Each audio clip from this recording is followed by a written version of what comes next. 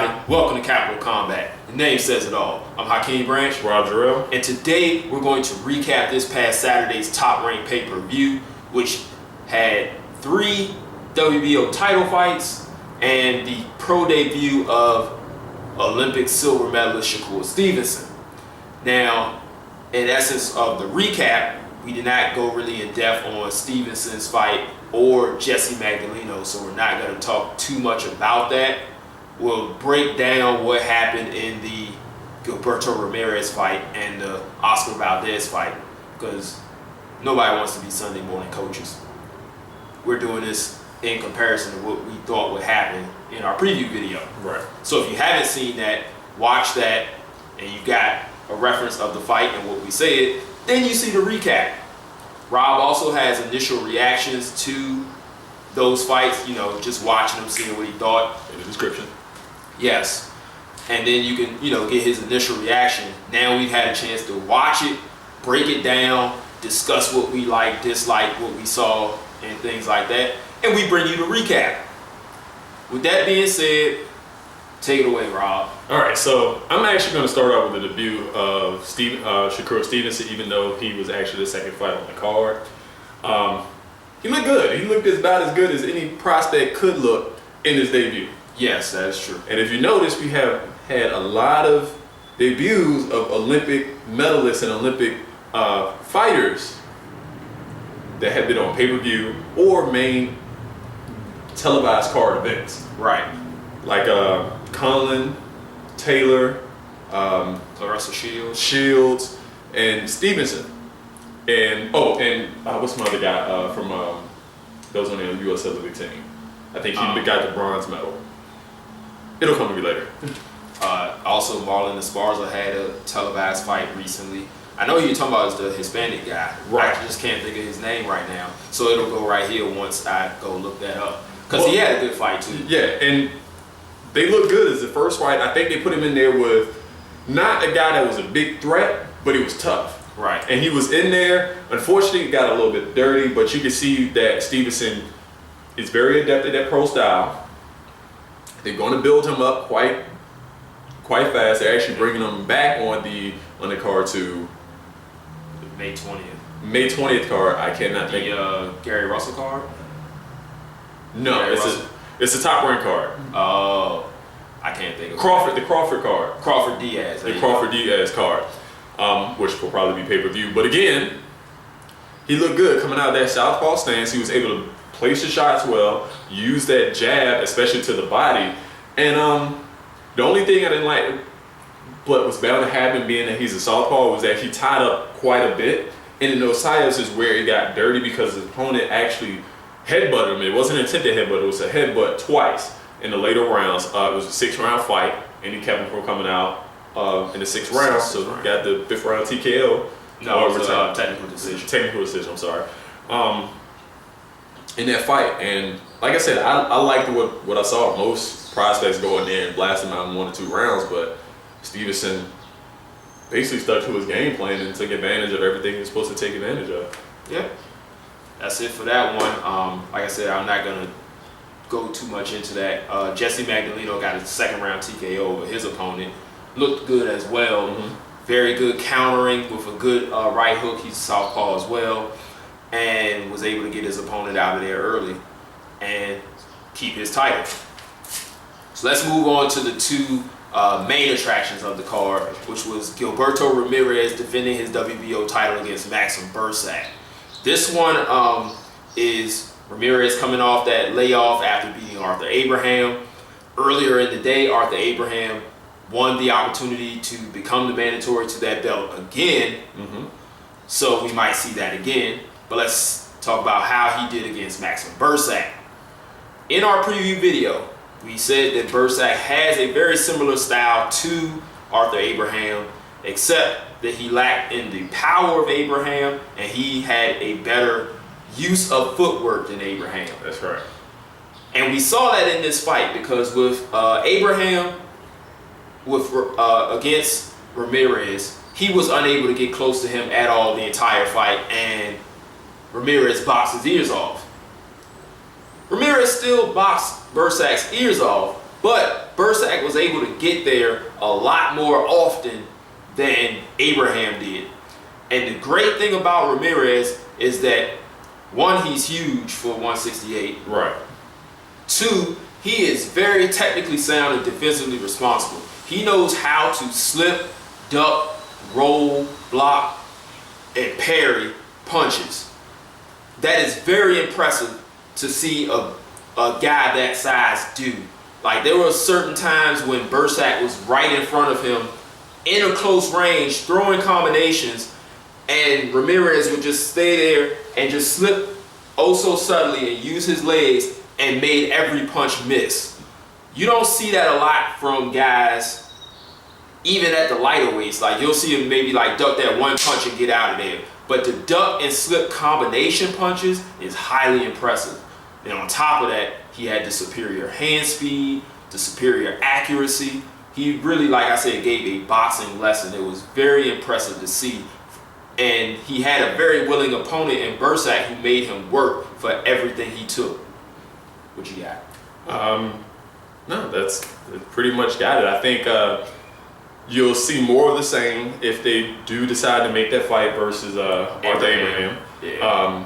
We've seen before, it'll probably be the same unless Abraham could take what he saw from this fight and apply it to their fight if it's made. Don't see how it can, but it is what it is. I would like to see what he does against other bigger names in the 168-pound division. Yes. Because there are plenty of challenges there. I think a lot of the mortality is up in the higher division, and he is tall enough to go to that division if he wants to. But right now, I don't see a reason why he should.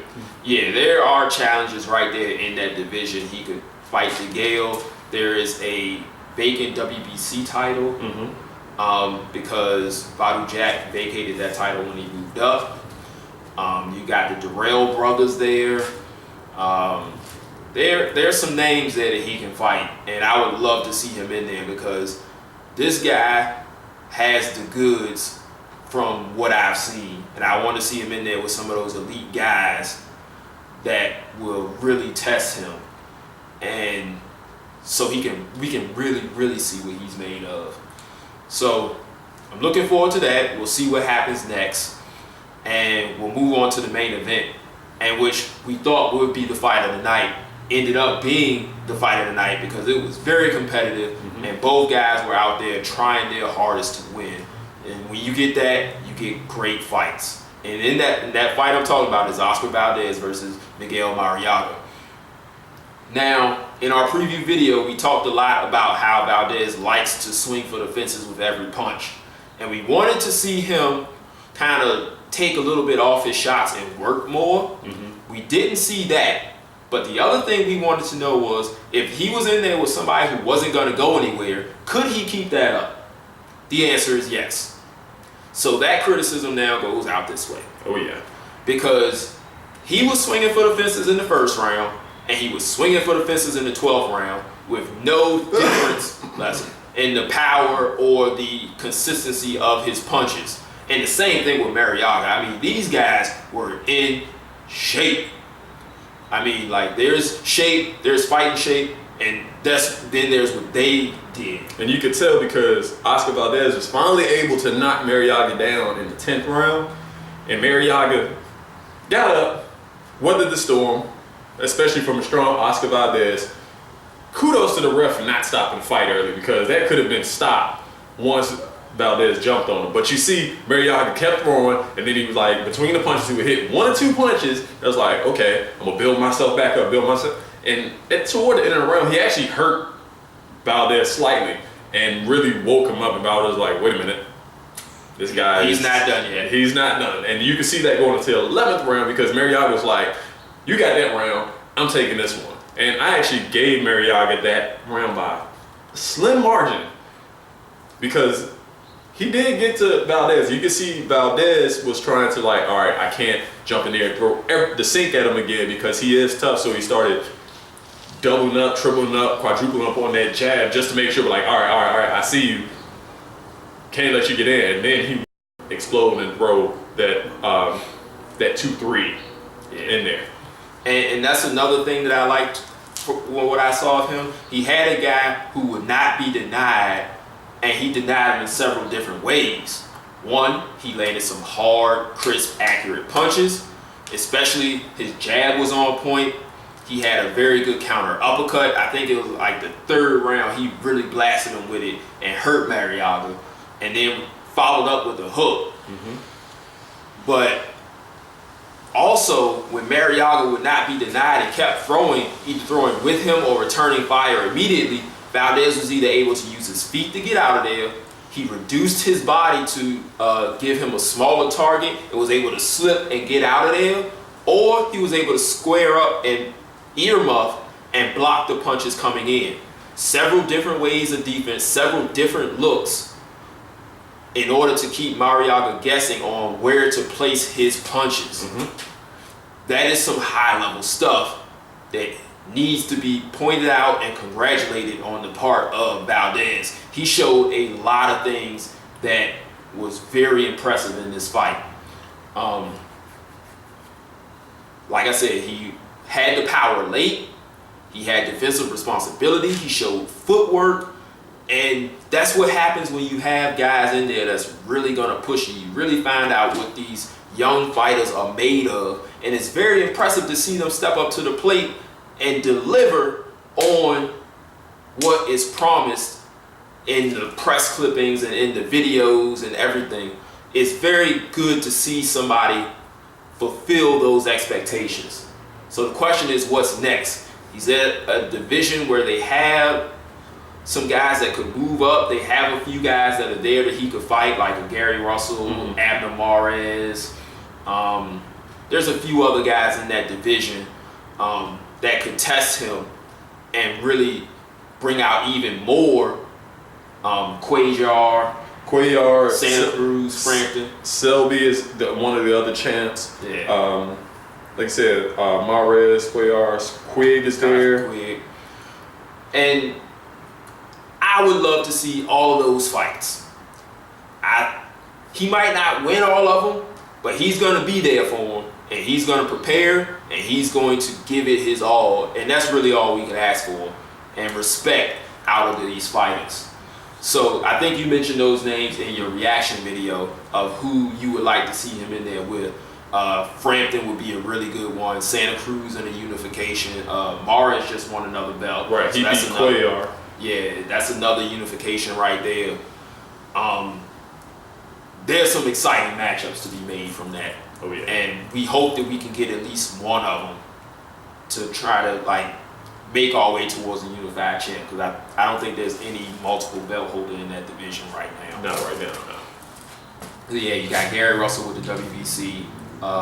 Mares has the WBA. I think Santa Cruz has the IBF, and then Valdez has the WBO. Right. So I'm gonna make sure who has what belt. It's Santa Cruz has the WBA, Okay. Russell has the WBC, Selby has the IBF, and Valdez has the WBO. See, there we go. Oh, who did I say? I didn't say. You said Mares did. Mares. I thought Mares beat Cuellar for a title. No, I think he just beat him just to get back in there to fight, to set up the Santa Cruz fight. Okay, got you. See, good job, Rob. Thanks for looking that up and checking me. So, really that's it for this one, guys. We appreciate you watching. Leave your comments on the fights below. If you haven't seen them, make sure you see these fights, because these guys put on some skill displays that you should not miss. And especially coming from Hispanic fighters, breaking the mold of what you think a Mexican fighter is supposed to look like. That's another thing I was impressed by. These guys showed many facets of the sweet science, the martial art of boxing, and that should be appreciated as well. They're not in that mold of Mexican fighters need to look like this. So watch them, comment below, share this with your friends. If you haven't done so yet, make sure you subscribe, get all the updates by hitting the bell icon. Hit us up in all the social media networks. Those links are down below as well. And we'll see you guys in the next video. Until then, fight on.